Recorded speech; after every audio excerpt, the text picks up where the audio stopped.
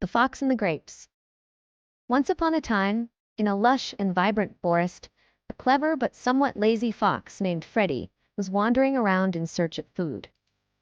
The sun was high, and the day was scorching hot. Freddie was feeling quite hungry and tired.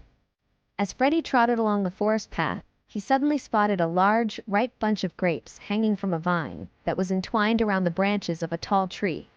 The grapes looked delicious and juicy, and Freddie's mouth started to water at the sight. Determined to eat the grapes, Freddie leaped into the air to grab them. However, they were too high for him to reach. He tried again, jumping higher and higher each time, but the grapes were always just out of his reach. Frustrated and exhausted, Freddie sat down to rest and catch his breath.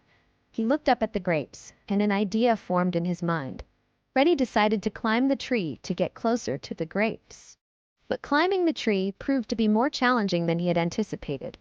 The bark was slippery, and the branches were thin and unstable.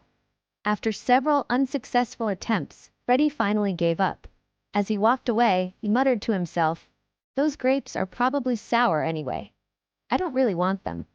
Feeling a bit defeated but trying to maintain his pride, Freddie continued on his way, searching for food elsewhere in the forest. Deep down, he knew he had given up too easily, but it was easier for him to convince himself that the grapes were not worth the effort.